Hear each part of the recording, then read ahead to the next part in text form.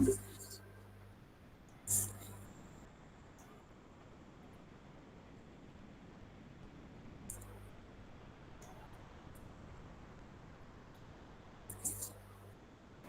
can start, sir. So, good evening, all. Welcome to this 7 days program on good pharmacy practices, which is a 1 week awareness program on the pharmacy practice in India. And we are happily organizing this sensitization awareness lecture series for the sensitization of pharmacy practice in India. In the same, today we are witnessing our fifth day, and we have very eminent guest and speaker today with us. I would like to welcome Dr. Karthikeyan Krishnan sir, who is serving as professor and head Department of Pharmacy Practice, School of Pharmaceutical Sciences, Wales University, Chennai. So, sir is having a vast experience of pharmacy practice in terms of academia, administration, and research to his credit. And he has made several contributions not only in Indian prospects but also in abroad. And to name his contributions, he is an active, passionate academician with nurturing lot of clinical minds in from starting of inception of anatomy subject to the internship in the pharmacy as well as in the pharmacy practice. If I talk about the bio sketch of our today's speaker, he completed his diploma in 2001. It completed his degree in 2006 from CLD Bed Mehta College of Pharmacy, Chennai, and PG degree in pharmacy practice in the year 2008 from JSS. He has been instrumental in pharmacy practice since he got first division in PG with distinction and received Professor E. Venugopal Gold Medal for Best Outgoing Student Award. He completed his MBA degree in Hospital Management in the year 2007 from Algappa University, and he has completed his postgraduate diploma in CR course with first class in the year 2010 from Annamalai University.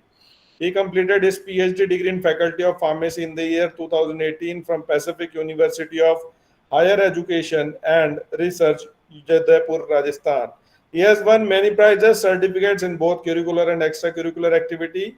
He has received prestigious Doctor of Science in Pharmaceutical Sciences from Mount Albert University, USA in the year 2023. Dr. Krishnan participated as a speaker in Asian Association of Schools of Pharmacy conference organized by Hai Phong University of Medicines and Pharmacy, Hai Phong City, Vietnam in the year 2016, received international travel grant from DST Sub Government of India, New Delhi, and has participated as a speaker at joint event on global pharmacovigilance and advanced pharmacy organized by Colchester Hospital University, NHS Foundation Trust, United Kingdom, held at Sydney, Australia in the year 2018 and received international travel grant from CSIR Government of India, New Delhi. Dr. Karthikeyan Krishnan has published more than 60 research papers to his credit and reviewer and editor more member in various national and international journal of repute. He is having more than 13 patents to his credit. He is having more than 17 years of huge experience in pharmacy practice, teaching, research, and currently working in the School of Pharmaceutical Sciences, West Professor and head in the Department of Pharmacy Practice, received 12 Outstanding Teachers Award in his career, and life member of various professional bodies like IPA, IPGA, IHPA, APTI, ISA, IPES, ISPER, and OPF at national level, and FIP Score Annual Member at International Conference. He is an inspector for various accreditation organizations and examiners for PG and PhD at various university.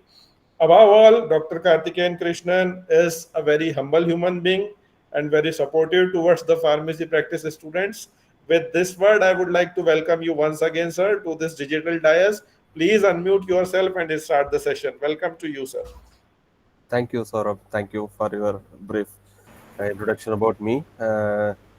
You all aware that Saurabh is a good friend of mine for past 7 to 8 years, maybe. He has started a student life in our SRM University. So from that time onwards, he's been very enthusiastic and very motivational regarding this pharmacy practice uh, subjects, and also is very great towards the profession pharmacy practice. So this is the uh, beginning. So this influencers came to bring this type of sessions. So 7 days program for to bring about the pharmacy practice awareness programs among all the faculties as well as the students, because it's been past few days or few years, the pharmacy practice profession has been a talk of the things. Okay, so it doesn't discriminate any other subjects, but pharmacy practice plays a vital role. So once this PharmD program was initiated in our country in the year 2008, at the same time I completed my PG studies. So that time onwards, the PharmD program started established in our country. And for, who is the mentor for this PharmD program is for the M.Pharm pharmacy practice graduates who completed their PG degree in pharmacy, pharmacy practice. So they are the mentors usually. So in this sense, Saurabh also completed his PG studies in our SRM University only. So by that time, he was fighting very hard to bring this professionalism, because if you go say only in India, we have been seeing so much of things, but if you once you cross against across India, where been you are moving out to any other country, pharmacy practice is the thing.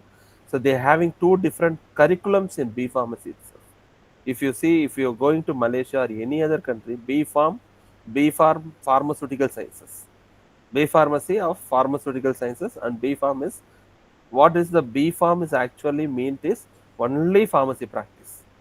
Okay, none other than all clinical pharmacy the students will learn in that curriculum, whereas the B pharmaceutical sciences, they used to study all other things what we are studying, like B Pharm curriculum. We have been involving in all other subjects. We have been studying all analysis, zootics, farm. So all those things will be coming under pharmaceutical sciences. So in this way, they categorize into two different curriculums. So only in India we have been completing B Pharm and been specialized. We have been searching and we have been choosing our profession in the PG. The core subjects been maybe zootics, pharmacology or pharmaceutical chemistry, pharmaceutical analysis, pharmaceutical biotechnology. So many, so more than 10 to 15 specializations are there right now. Okay, so this pharmacy practice also holds from the year 1992. Okay, it was first established in our country.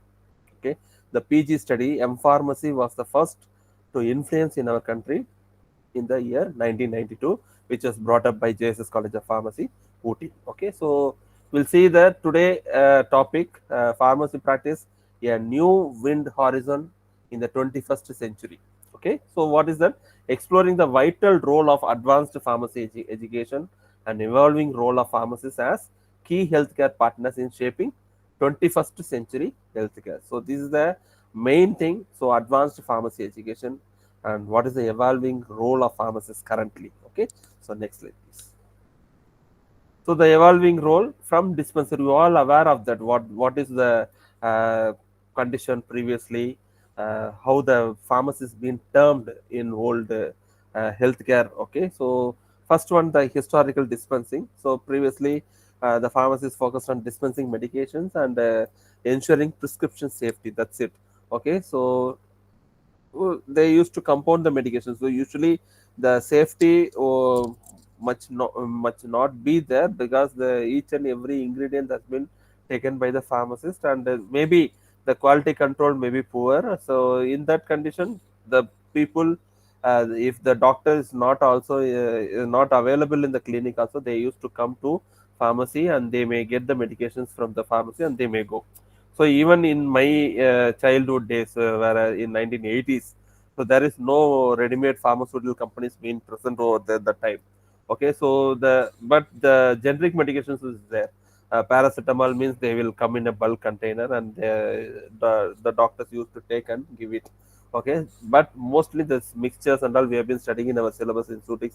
So what are that all practiced during that time only. Okay, so that time the pharmaceutical companies are not there much.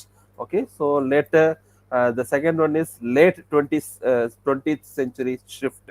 Okay, by the late 20th century, the pharmacists began expanding into patient counseling and medication optimization. Whereas in the year 1992, where the pharmacy practice things been come from Australian curriculum. Okay, so the our PCA or Indian Pharmaceutical Association, they've been selected some 20 to 50, I think exactly, I don't know the numbers of the teachers. They've been selected and they've been given the what we say, the scholarship to attend the training program given by the Australian practitioners, pharmacy practitioners.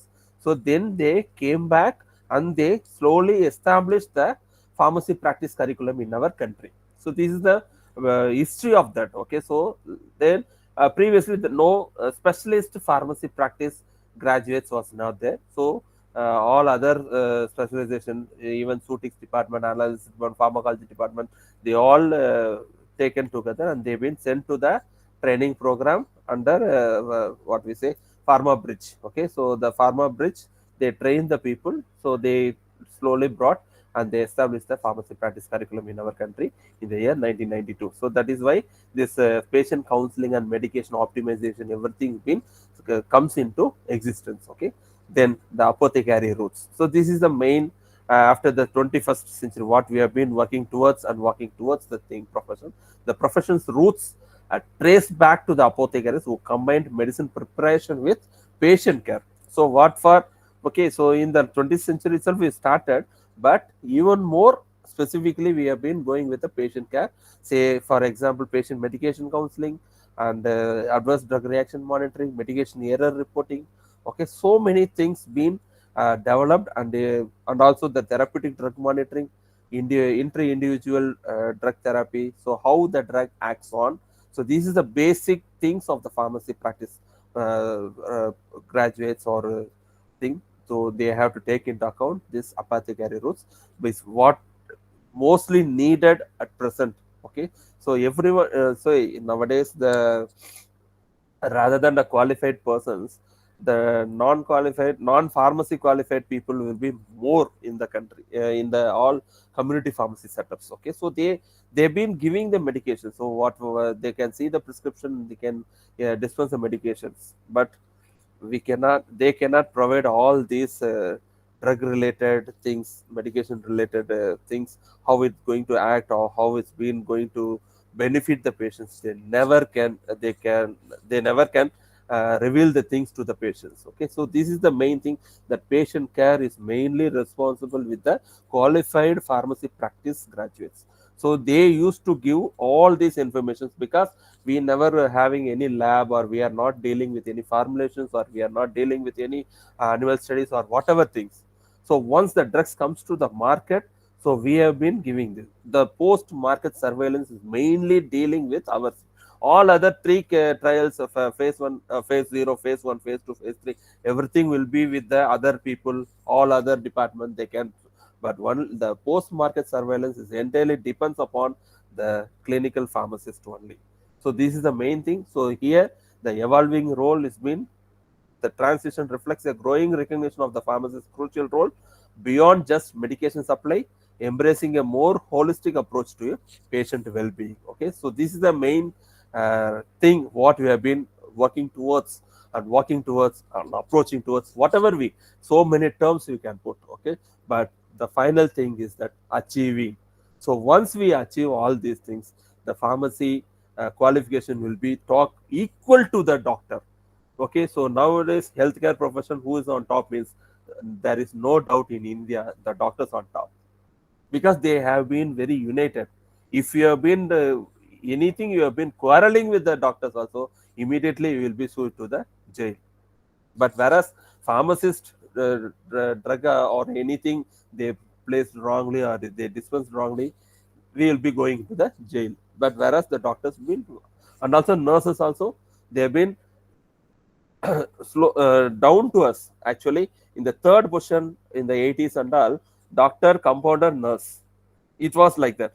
But now the nurses been on top of us. Now they came into second category, and pay wise also they have been having more than us. Okay, so it's what, because of their unity and strength and whatever their dedication, they've been survived to the second position. Like that, one day I have to say, this is my view, but I don't know how others will think of. But what this is the real condition. Someone will have better thinking about what I am talking, but this is the real fact. What is happening exactly in India, because of there is no unity, because we have a more than so many organizations uh, to capitalize or whatever to coordinate, but none of the organizations staying together, and we are not coming up with a good results. This is a sad point, because so many people representing so many organizations. We, in fact, we are the one, we have a large number of associations.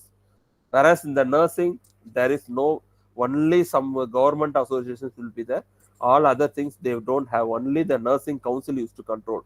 Whatever nursing council gives, they used to follow. But whatever in our situation, and also the medical council, they only have medical, but they have so many associations, cardiology association, like that, specialty wise. But for protesting or any other to represent the government, they don't have a good number of associations. Whereas the pharmacy is having, but hope it will be realized, and all will come close together, and they used to work to the work for the upliftment of the profession. Okay, so sorry. Next. So this is the old wind. Okay, so dispensing centering model. So previously the pharmacies used to stay alone in they don't have any helpers also. So they used to compound medications and manage the supply chain. Okay, so they used to count pills. So it will be coming in a bulk container, and they used to give paracetamol, means they will give. So that time the generic preparations was there. CPM means chlorpheniramine maleate, or on paracetamol B complex. These are the tablets they used to come, so in a bulk container. So the pharmaceutical companies was there, but it was very limited. There is no commercially developed companies was not there during that time. Okay, so they've been more involvement with the bulk preparations. Okay, so all other things the pharmacist has to compound, but because they will have all raw materials in their pharmacy, and the pharmacist used to. So this is the example how what he is doing. And also minimal patient interactions. Okay, interactions are primarily transactional, simply dispensing medications to actively participate in patient. We all know that signature will be there, so the direction how to use that only the pharmacist used to tell. So when to take, how to take, that's all. They don't have any other thing. Whatever nowadays we have that patient medication counseling, everything is there. So likewise, it will not be there like that. Okay. So interactions are primarily transactional, simply dispensing medications to actively participating in patient care.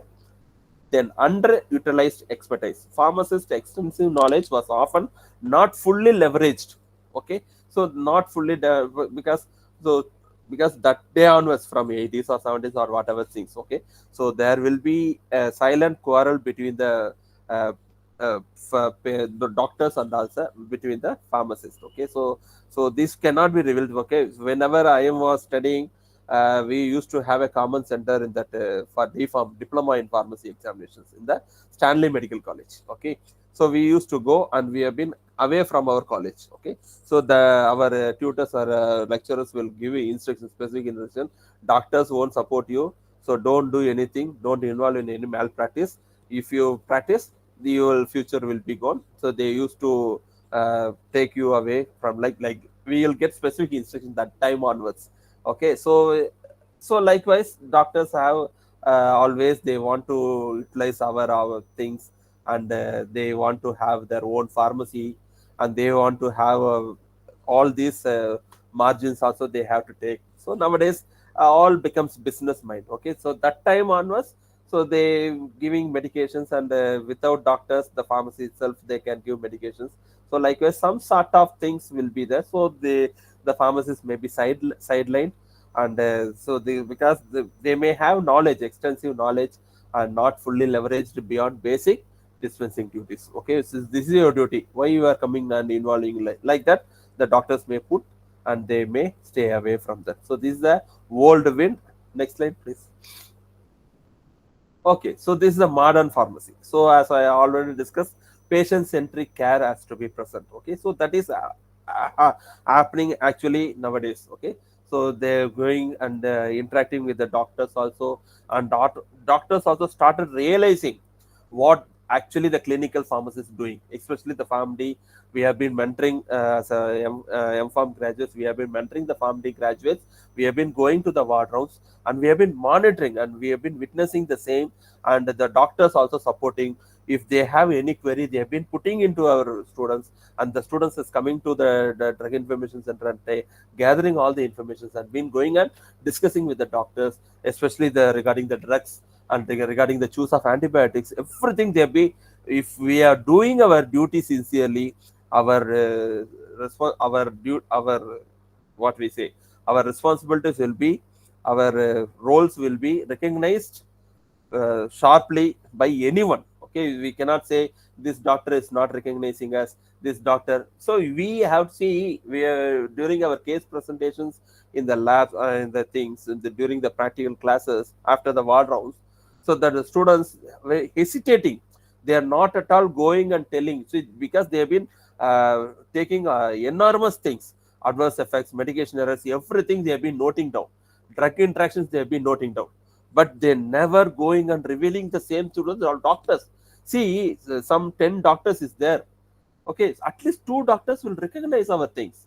So don't keep that only for educational purpose. This is the patient centric care. How, say, emphasis on direct patient engagement and clinical services. Okay, so in this condition, we need to go and tell the information what we have gathered regarding the things present in the case sheets. So we need to reveal the things to the doctor. Then only the doctors, at least, see, if you say 2 times, 3 times with the evidence, that is the most thing. Evidence based medicine is nothing but we need to provide the evidence. Then only our service will be recognized. So if you provide the information with the evidence, no one will stop. They won't say I won't recognize it. Okay, so this is the thing. So we have been saving the one patient life. If any wrong things present in the things, indication is wrong, or any duplicated medications is there, any category or 2 category of drugs or same category. Okay, so we can prevent all those things while going to the ward rounds. Okay, so that may prevent patient life. So thus patient centric care is very much important, and collaborative role. Okay, so this is cannot be achieved only by the pharmacist. I cannot say that the pharmacist can achieve individually or singly. They can go and do all those things, but as a team, collaborative role, integral members of the interprofessional healthcare, especially the nursing staff. Okay, so they were the one who administered the drug to the patients. So we need to interact more with that. We need to coordinate with them and also with the doctors. So this will effectively will have good success, good healthcare, good results among the patients, and they may feel better whenever they come and approach you. Okay, and improved outcomes, leveraging the expertise to enhance health and reduce cost. Okay, again, if you provide all these things, unnecessary admission will be prevented. Okay, unnecessary another complications may be prevented. Okay, so because of, if you are not revealing that to the doctors, again it may enhance to other complications. Okay, so these are the improved outcomes we need to concentrate. So next slide please. And expanding clinical roles, this is the main thing. Okay, so pharmacists as care providers, what, aging population and chronic diseases. Okay, the global rise in chronic conditions like diabetes and hypertension necessitates complex long-term medication management, placing pharmacists at the forefront of patient care. Okay, so aging population will need more attention. Okay, so elderly populations, they may need this dosage adjustments. So sometimes they may have renal failure. So according to the renal failure, hepatic failure may be there. So all those conditions we need to consider, and we need to work out their dose properly.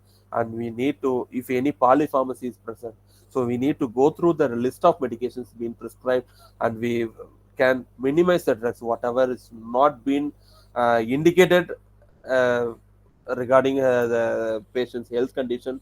We may remove the drug, and we can save, as well as the cost also will be saved, as well as the uh, medications also will be because aged patients, they cannot take more drugs and it's difficult to swallow or whatever may be the reasons. Okay, so we can minimize so many things. Okay, then polymedication is safety risk. Patients taking multiple medications face increased risk of drug interactions and adverse effects.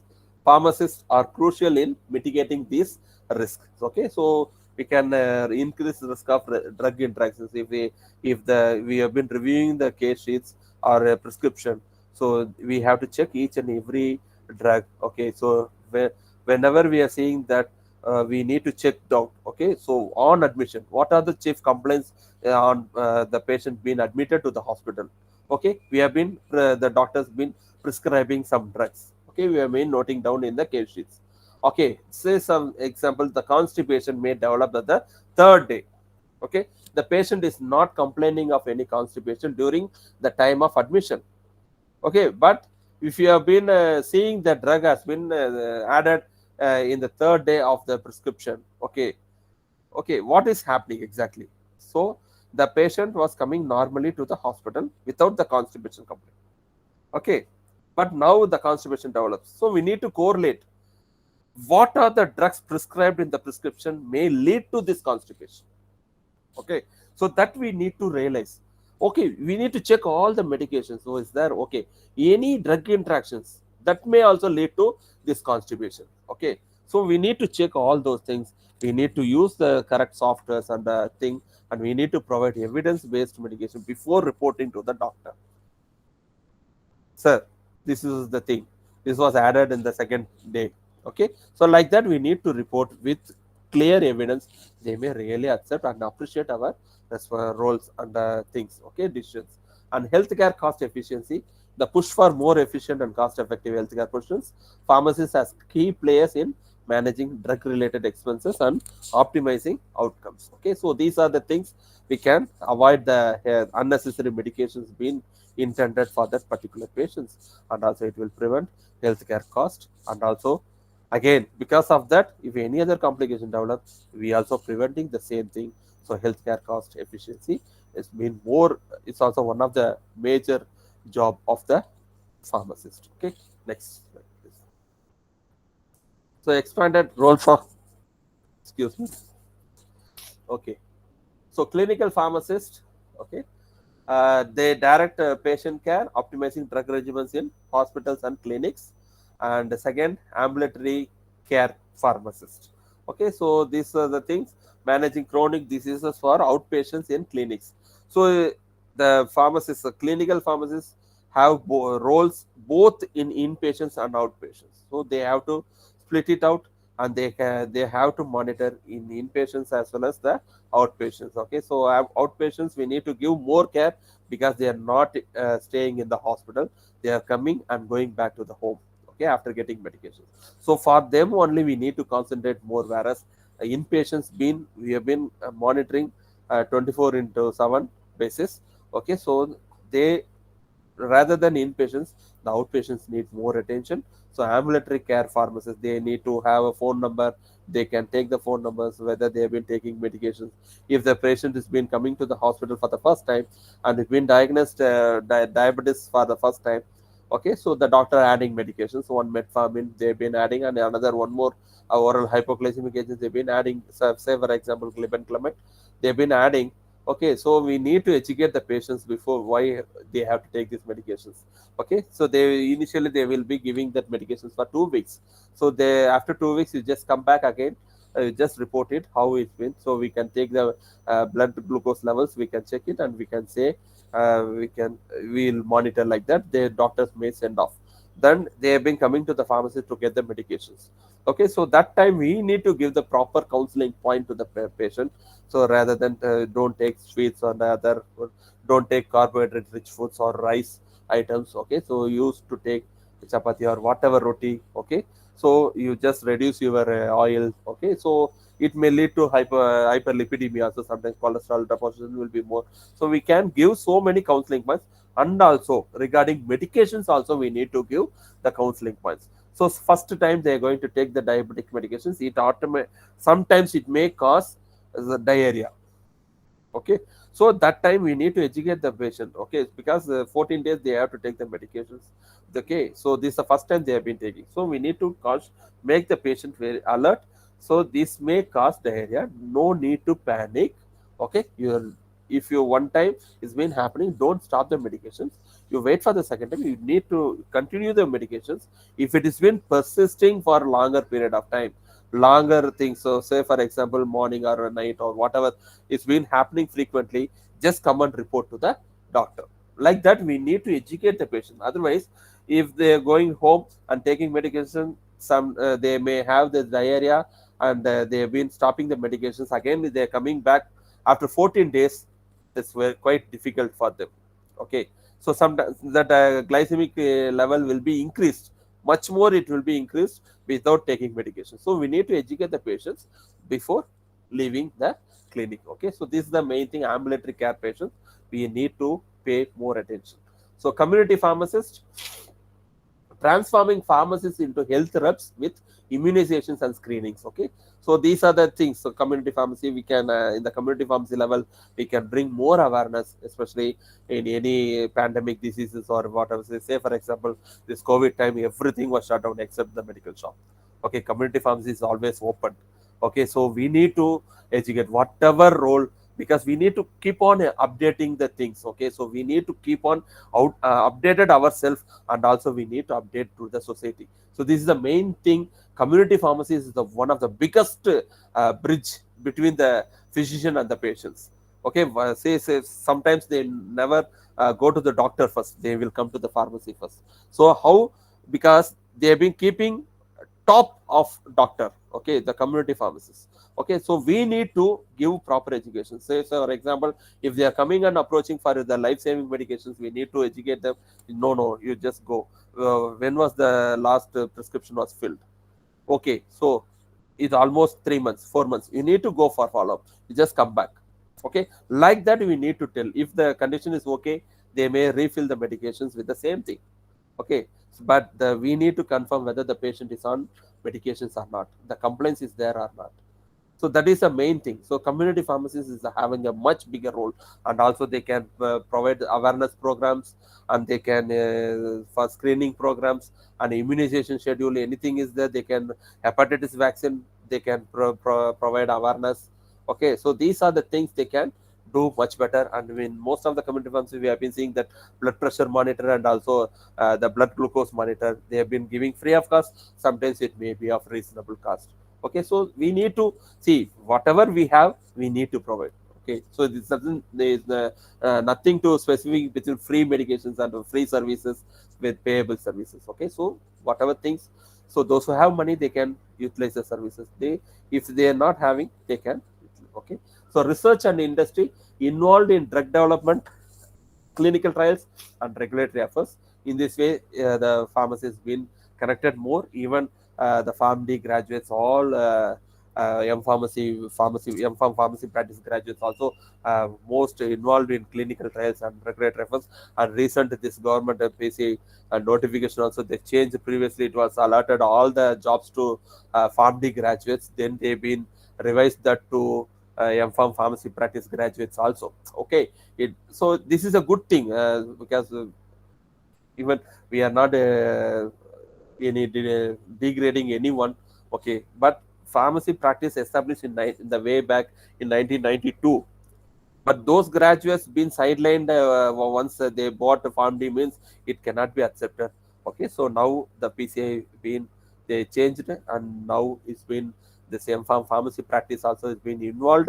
What are the jobs being allotted to farm D graduates, that also will be eligible for M-Pharm pharmacy practice graduates also. Okay, so in this way we've been very uh, thankful to our PCI, they made it happen. Okay, so thanks to Dr. Sriram sir, was been instrumental in bringing all these things in the changes and recommending this thing to the PCI. And with this time I need to thank him also. And public health pharmacist, promoting health education and disease prevention at a community level. Okay, so this is the main public health pharmacist. With public health, without pharmacists is nothing. So okay, nowadays you can see so many things are there. Mobile clinics is there. they have been going to the rural areas and covering all the peoples. So in that, one nursing staff and one pharmacist, one doctor has been fixed by the government itself. So these are the public health programs been really monitoring, and this is prevention at community level being the one of the major responsibility of any healthcare provider, not only pharmacists. So pharmacists also is one of the next. Okay, technology and integrations. Okay, the digital transformation and pharmacy. So nowadays we have been talking more about this artificial intelligence. Okay, so without this technology or whatever things is already our pharmacy practice level, the dispensing of medications has been already way back, almost in 2013 by by 2010 itself. It was established in our India. There's aneurysm techniques. They've been dispensing the medications from ground floor to the wards, whatever things, wherever the inpatient services they need medications from the ground. Always there's a main pharmacy will be located at the ground floor. Okay, so it will be assessed for the both inpatients and outpatients, whereas the ward pharmacy will be located in each of the every floor. So and also the so, so for that purpose, each everything the inpatient may be contact with that ward pharmacy and they may get the medications. Okay, so this flow stocking pharmacy systems was there. Okay, so that nowadays they made it so in hotels everywhere you can see that. Okay, you can sit in one table, you can order, that will be coming to your table.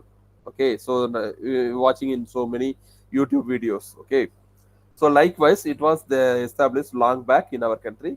So e-prescribing systems. Okay, nowadays in government hospitals also, no one has been writing the prescriptions, and the prescriptions not given to the patients nowadays for refilling. Also, they cannot get the medications. Only the unique ID, unique this barcode will be there in the ID card. Okay, their name and all other details will be inside that code itself. If once you have been going to the hospital, you need to show that card, they will be scanning that, then the information will be retrieved.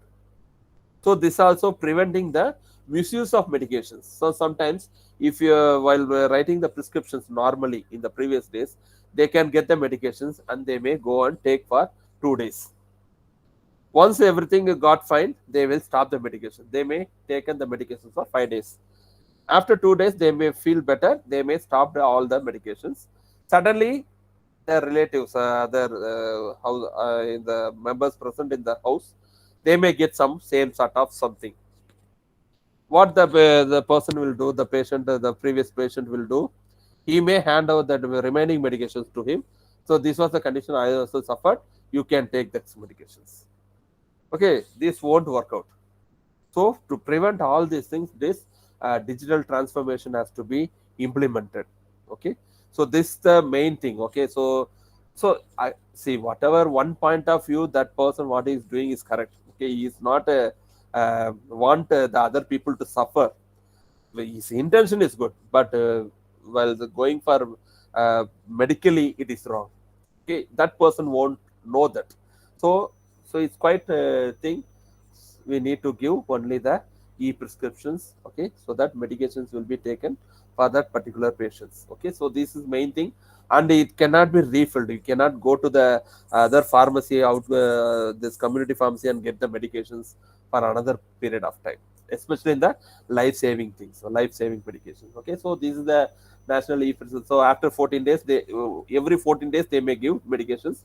So by 14th day, they have to go and get the medications for the remaining 14 days of the month. Okay, so this is the main thing, and the e-prescribing systems will be more successful, and digital access and delivery. Sometimes pharmacy offer online prescription ordering, home delivery, and patient accessible dispensing records. So once the digital access is there, the patient may get the medications at the right time whenever they've been in the home itself, or in any rural areas they don't have a proper transport facilities, they can order the medications through this one, and so delivery will be directly, they will be bringing that to home. So nowadays more this delivery services will be there. So using that things, they can easily they can get the medication rather than they traveling and getting the medications. Okay, and advanced digital tools.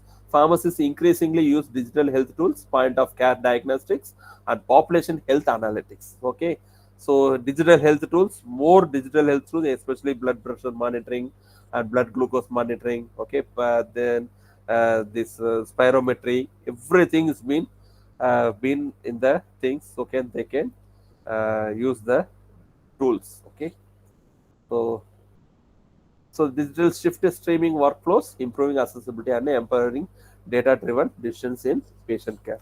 Next slide, please.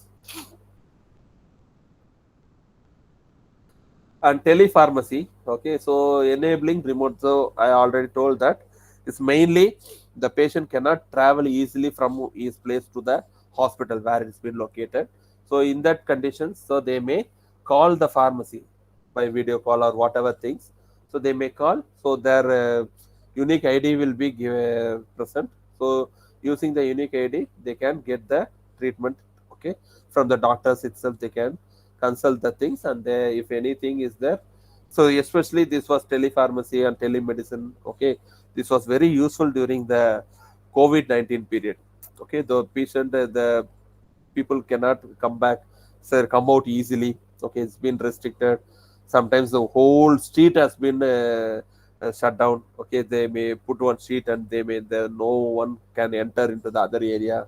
Okay, so in that conditions and all, it was very useful, and medication management was been done successfully, and repurposed medications also they've been very difficult to get that time.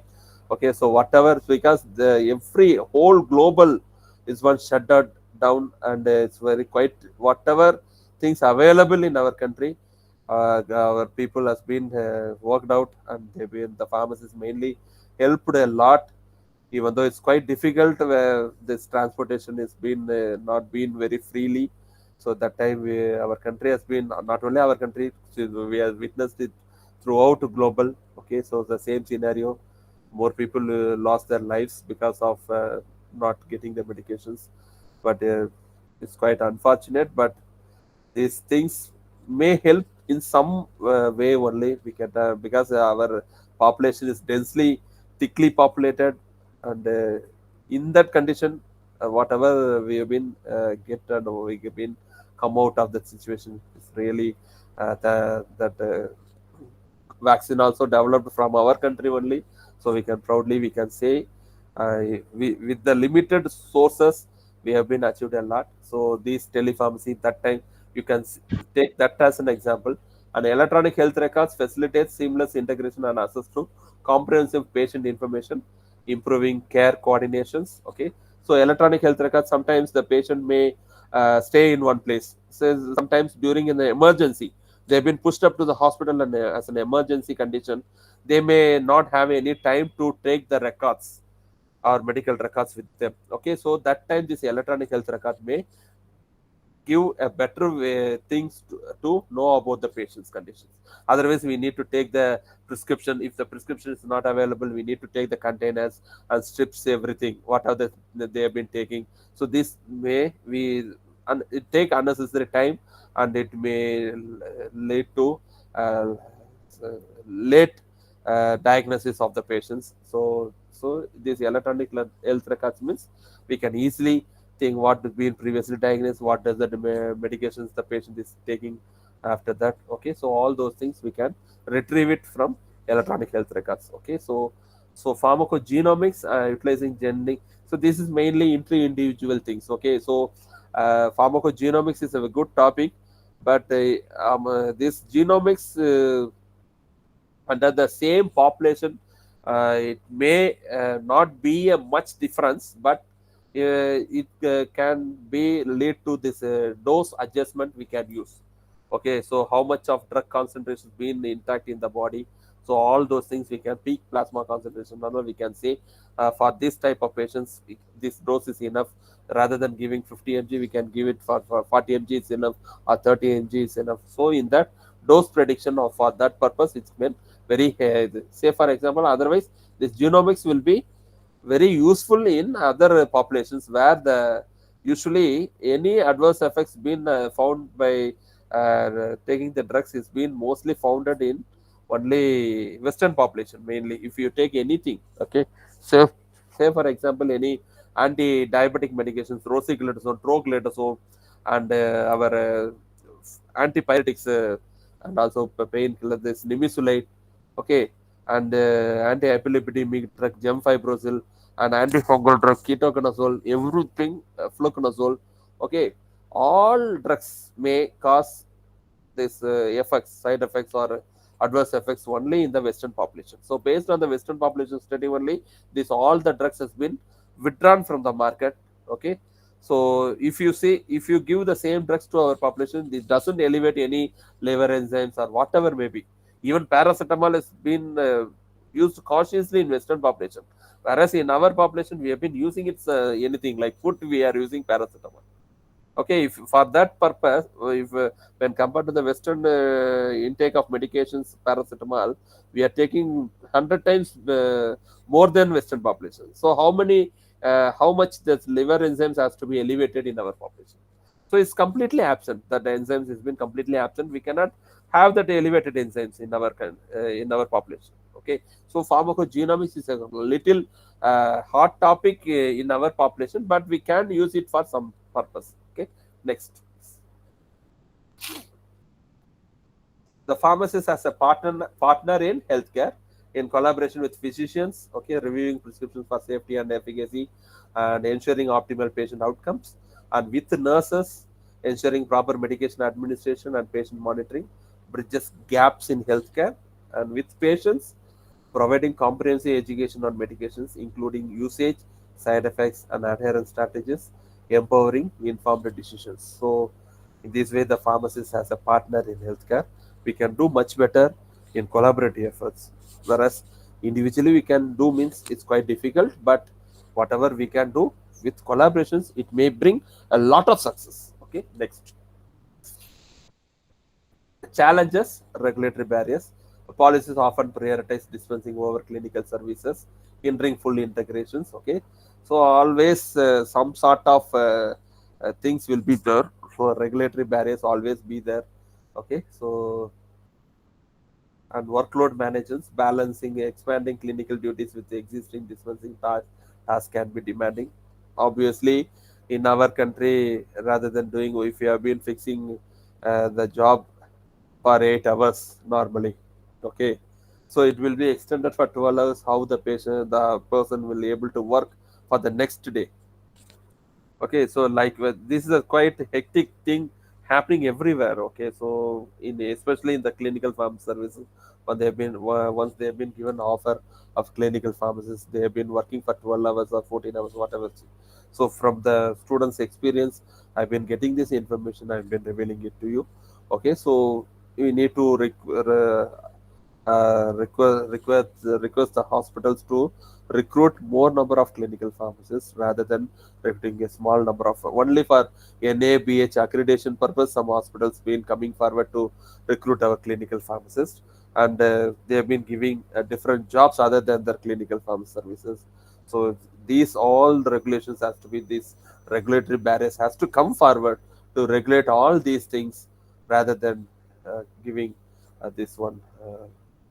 Policies been prioritized dispensing over clinical services.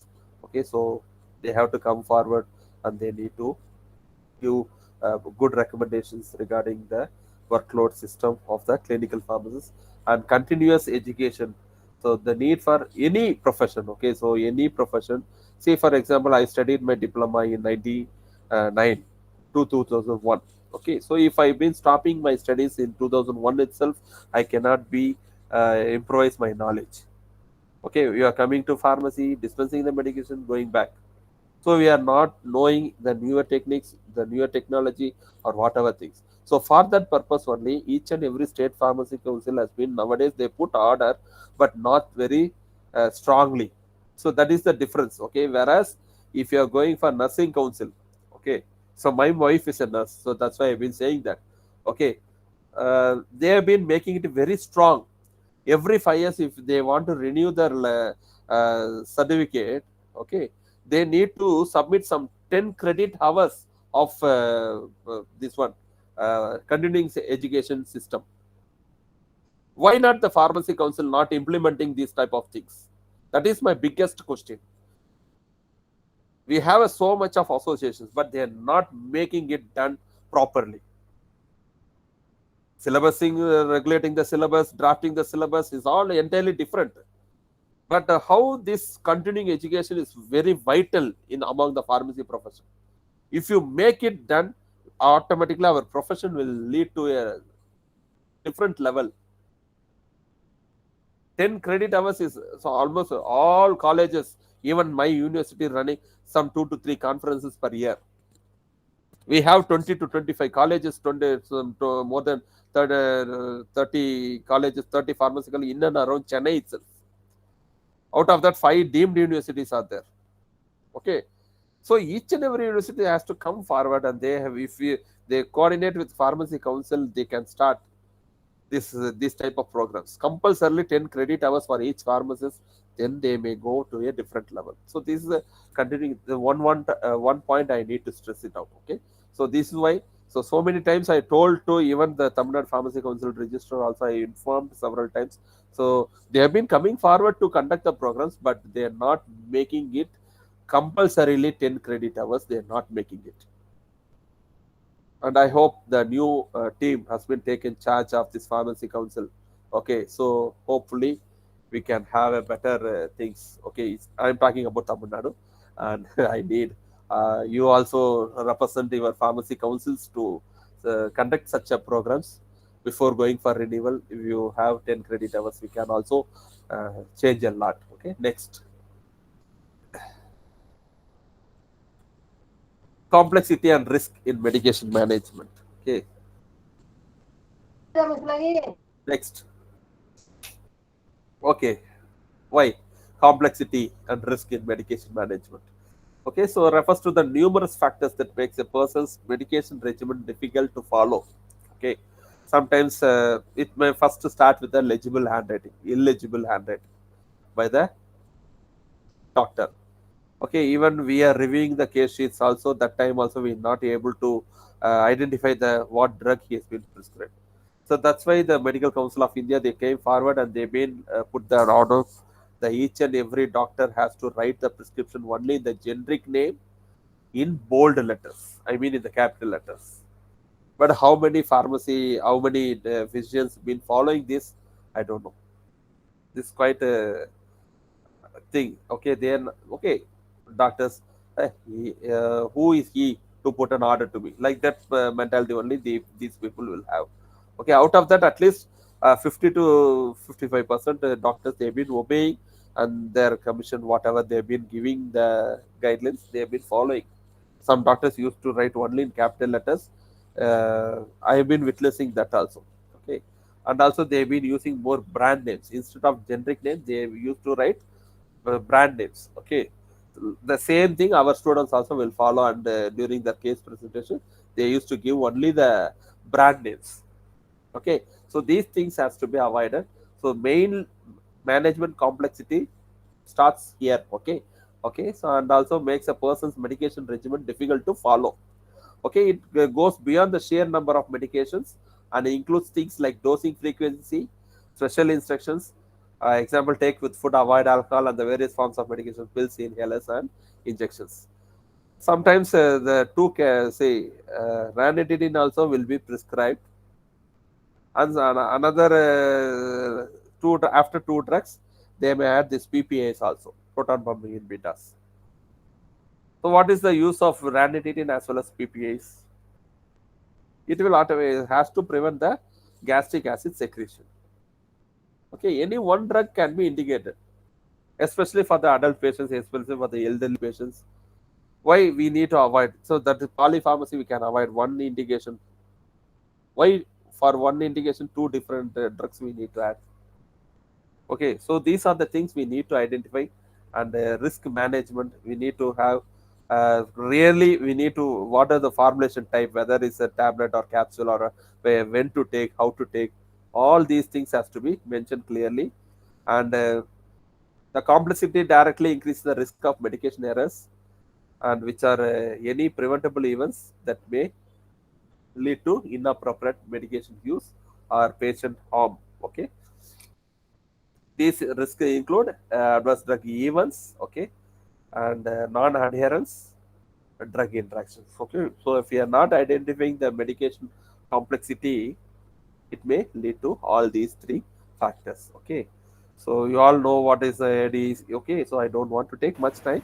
Okay, so next slide, please. The evaluation of pharmacy practice. So one is product. First one is product focus, complex needs, and technological advances, and patient focus. So these are the four things we need to evaluation. They started product focus, complex needs, and technological advances, and patient focus. These are the four important things. Okay, so next please. Okay, synergies and collaboration, a unified impact. Okay, so first, complementary roles. PharmD graduates provide a frontline patient care, while MPharm specialists ensure the quality, safety, and development of medications. Okay, so in general, they have been saying this PharmD graduates, okay, provide frontline patient care. Okay, so that is along with MPharm pharmacy graduates. Okay, it was also added.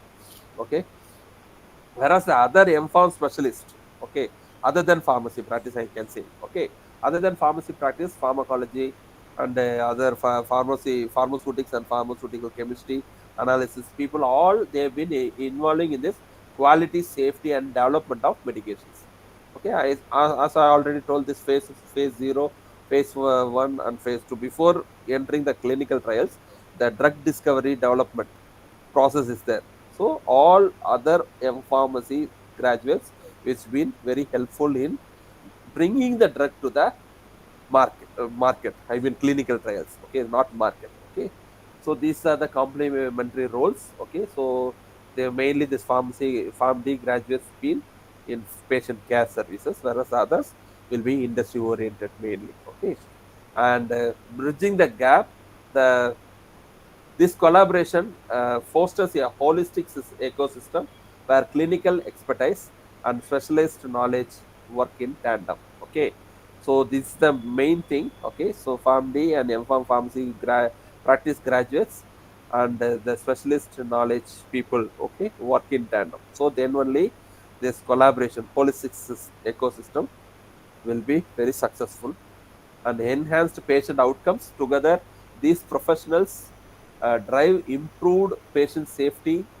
medication efficiency, and overall public health. Okay, so this is the main thing. What for the all these things being done only towards the patient care. Okay, so together these professionals drive improved patient safety mainly and medication safe efficacy and overall public health. Okay, next slide please. And professional doctoral program driving patient-centered care, specialization, and innovation. So the professional doctoral program emphasizing patient-centered clinical practice. Okay, key skills acquired: in-depth clinical knowledge, therapeutic drug monitoring, direct patient counseling and education, medication therapy management. So these are the key skills, and the focus is only emphasizing the patient-centered clinical practice. Okay, so next. So clinical pharmacists work directly with other healthcare professionals. As I already told, these are the specialist role clinical pharmacy services, and mainly they ensure the medications are used safely and effectively. And regulatory affairs, so they used to have all the legal requirements required for the this one trials or whatever maybe.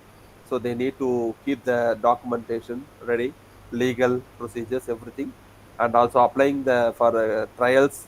So all those things, and also ethical committee proposal submission, everything they may deal with all these regulatory affairs, complaints and approvals. Next, so career pathways in pharmacy practice. So one is clinical pharmacist. They can go and get job among themselves if only they have been very experienced in pharmacy regarding medications, usage, adverse effects, everything. If they and also dosing calculations.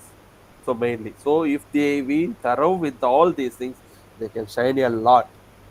They can see if you take the competitive exams of other countries after completing PharmD or whatever maybe, you need to write an equivalency examination of other countries. If say for example for a Gulf we need to take MOH, Ministry of Health examinations, okay, and Australia you need to clear CAPS examinations, Canada PBEC, okay. So likewise so many countries will have their own examination pattern to clear it off, okay. So in that conditions and all, previously it was all the subjects been mixed together and they've been giving, but now the entire system, if you are going and refer the question paper or any other things, it all having the case study pattern. They are giving 4 options for each question. You think all the 4 will be right. You have never seen such a question paper unless you have been going and appearing for the things. It's quite difficult to clear that examinations. MOH we can clear, but other CAPS exam, PBEX exam, now they change the pattern, the entire thing. They converted 4 papers previously. Now CAPS exam will be converted to 2 papers. Okay, so again, getting the sponsorship is very difficult from the countries, especially after this COVID period. They all send the Indians back to their country.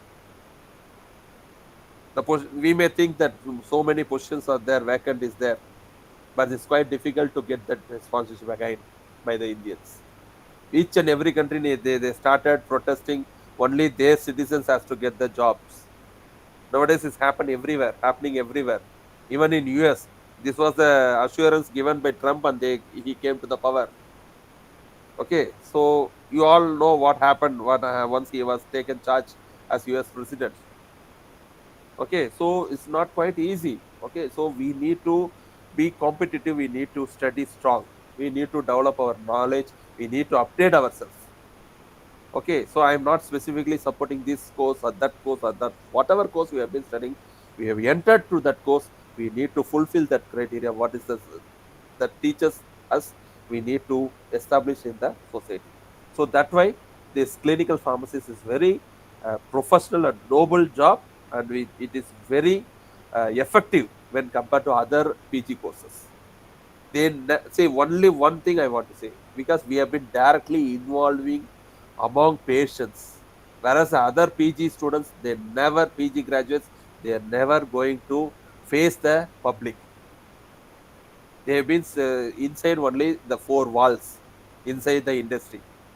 But whereas we used to travel all the wards, we have been specialized into now pediatric clinical pharmacists, oncology clinical pharmacists. Now so many services being developed nowadays after recognizing our curriculum, after recognizing our services. Like Doctor PG, how it's been oncologist, dermatologist, like that. Nowadays the clinical pharmacy services also termed like that nowadays.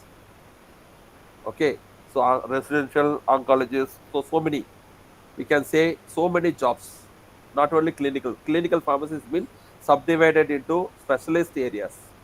Okay, so Tata Memorial Hospital, they have been giving fund for doing your PhD. So many number of scholarships been available for especially clinical pharmacy services. They have their own hospital, they started recruiting our things, and we have PVPA, pharmacovigilance program of India, under government of India, CDSEO. All PharmD graduates getting opportunity, even M.Pharm pharmacy practice graduates been getting opportunity as pharmacovigilance data associate.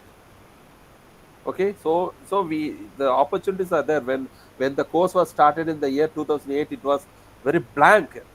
Okay, when my teacher were visiting me as an examiner, he is coming to JSS for cognizant subject.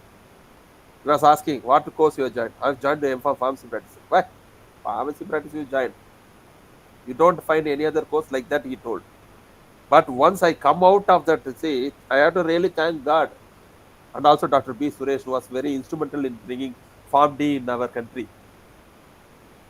Okay, his dream is different. But how we are going to execute? He brought that course. What we are going to do with that course? Simply blaming PCI or other members is not a good thing, good sign. What we are going to do for that profession? How many of us really learn that subject? How we will be competitive with the doctors then? If you see the LinkedIn pages, the pharmacy association will have so many agendas. How many pharmacy graduates been closely, literally they have been competitive with the MBBS curriculum or doctors. If you prove, we have a 100%, 200% chance to overcome MBBS, I can say. Okay, so that thing we need to learn. Okay, so it's not thing daily we need to see. We have been spending so much time with the mobile. At least daily classification or category, one classification, how it acts. Like that, we feel studying, then we can see the cases and we can correlate.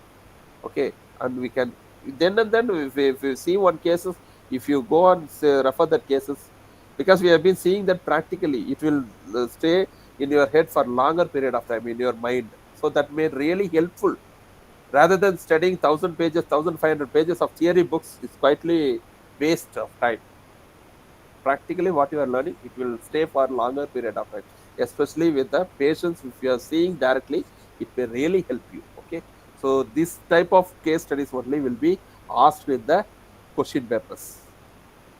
Okay, so then pharmacovigilance expert, as I already told, it's been already practiced. And medical writing, so almost the B.Pharm students also very competitive in this position. Okay, medical writing and scientific writing position also, they have been enough competitive nowadays. Okay, so we need to be differentiated in that. So we need to cope up with the things what we have been learning.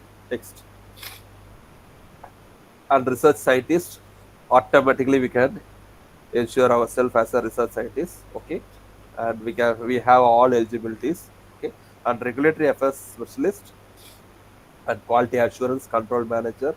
Okay, so this also we can go, because we have been our curriculum is entirely different with the other curriculums. So they have been industry oriented, ours is clinical oriented.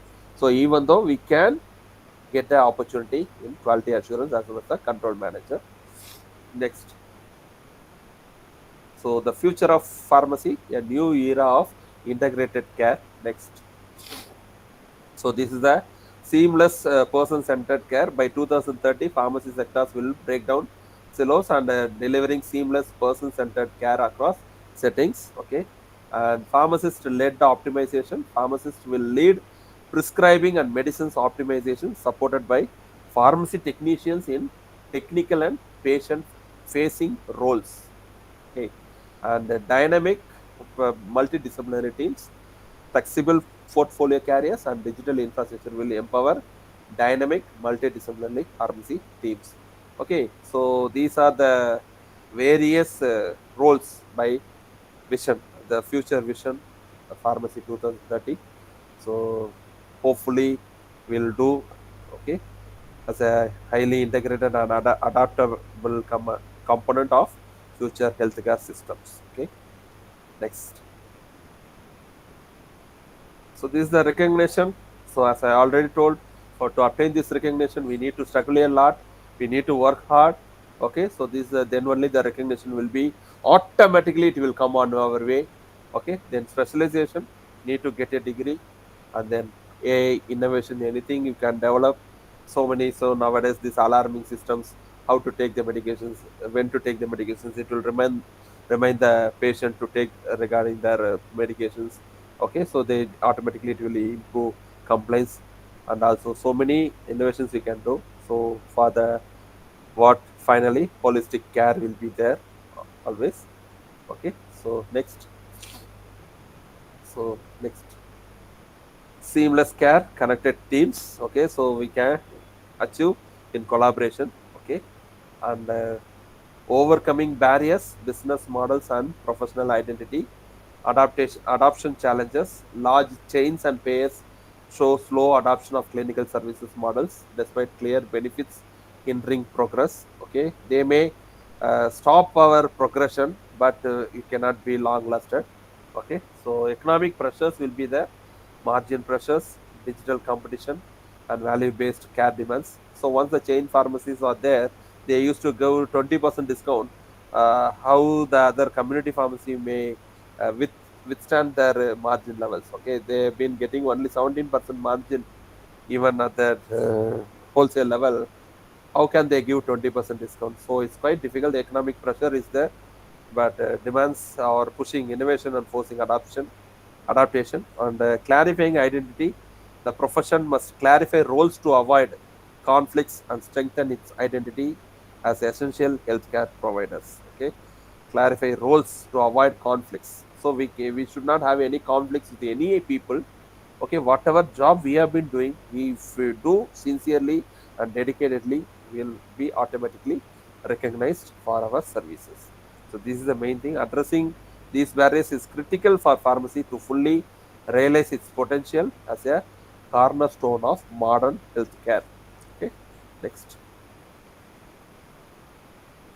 So conclusion: embracing the new horizon, the 21st century has ushered in a new wind for pharmacy, transforming the profession from a product oriented one into a patient centric, service driven field. By embracing this new horizon, pharmacies are no longer just dispensers but have become trusted, accessible experts driving better health outcomes. So, this transformative power, leveraging new technologies, expanded clinical roles, and patient partnerships, is reshaping pharmacy practice for the better. So, the PharmD, M-Pharm pharmacy practice programs are critical for meeting the demands of modern healthcare, equipping pharmacists with the essential skills for these diverse and vital roles. Okay, and recognizing and investing in these specialized professionals is crucial for advancing patient care and public health initiatives. And ultimately, the 21st century pharmacist is an indispensable and active member of healthcare team. By fully embracing their potential, pharmacy can lead the way in creating safer, more effective, and more integrated healthcare for all. So, this her new horizon means a commitment to innovation, collaboration, and continuous evaluation for the benefit of global health. Okay, so I conclude my speech from here. Thank you, thank you for the opportunity. If there are any questions, I am ready to answer. Thank you. Thank you, Dr. Krishnan. It was a wonderful talk, and indeed, the audience and the responses which I can see. And on a personal window, uh, I told the WhatsApp group to send me the questions. So the session was such impressive that all the participants said that's a fantastic session, excellent session, nice session. I got such comments. So Thank you. wonderful session, sir. And at the outset, it was a very wonderful session and have covered the all prospects and the challenges, which is going to be fruitful. We are judging too quickly as far as pharmacy practice is concerned. So, rightly stated in your title slide, uh, which is pharmacy practice a new horizon in the 21st century. And as you can see that in US, the pharmacy practice of the PharmD started almost, sir, if I'm not wrong, 1950s until till 2000 it got recognized. So what happens when some new thing is started? It takes some time to come into the Yes, adulthood, and so the whole values and the branches. So I say PharmD or M-Pharm practice now at they have passed the matriculation, and now they are coming towards the college life. So that is one way ahead the things have been started, and definitely a pharmacy practice will come into the mainstream, and it is not failure, it is a friction. Friction is a sign of movement, not a stagnation. And the yes, upcoming years could be India's defining phase, where the pharmacy practice tide is beginning to form, and it will shape the future. And if I talk about the session, the session was enriched full of with the scope of practice beyond curriculum roles, practice setups, settings, various current trends and the future outlooks, challenges, educational requirements, and the residency observership to like and a number of things this profession demands beyond the walls of the industry or the classroom, going to the hospitals, clinics, and various setups. We are learning a lot directly with the human interface. So, thank you so much, sir, for your session. It was a lot of full of information, and kindly accept this certificate of Yes. appreciation from ISF College of Pharmacy. I would like to thank the IQAC of ISF College of Pharmacy and our associate partner, Dr. Ajit Singh from Climate Research Solution for helping us in successful conduction of this day 5th of 1 week sensitization lectures on pharmacy practices for all the budding scientists in pharmacy practice and pharmaceutical sciences. And I know definitely once this recorded session will be on the YouTube, and it is going to be a learned session of all time. And so rightly said, Professor B. Suresh has a vision. He started PharmD, and definitely the base was hit it, and the globalization was initiated, and now the next generation has to take up on the standards in terms of academia, research, industry, hospitals, and various core domains, major research areas of pharmacy practice. So I would like to thank you, sir, for sparing valuable time. Today is Yes. festival Janmashtami. Happy Janmashtami to all. I Thank you. know the festival day also you took time from your busy schedule and gave us time. And I would like to thank you to all the participants and our coordination team, Mr. Abhishek Vijukumar and Dr. Madhav Divedi, sir, for putting this all effort into it. So thank you so much, sir. Since I got no question, it means the session was so much interesting and wonderful. Th- So thank you so much once again, sir. Thank you, Saurabh. Thank you. I would like to thank the Professor G.D. Gupta, sir, Director of ISFCP Moga. And I would like to thank Dr. Siddharth Mayan, sir, IQAC coordinator, for giving me the opportunity. And I would like to extend my thanks to Dr. Madhav Divedi. From morning itself, he was very busy in connecting with me. And also thank you, sir. I was in sorry to say, I was in theater morning watching movie with my family. Okay, so even though he coordinated well, No and issue, sir. Thank you for this yeah, I would extend my great thanks lecture. to Saurav Gupta and Dr. Ajit Singh, who's my close friend, and also he is also running so many programs in our university also. So this opportunity, I would like to thank each and every participant for patient listening. First of all, thank you, thank you, one and all. Thank you, sir. Thank you.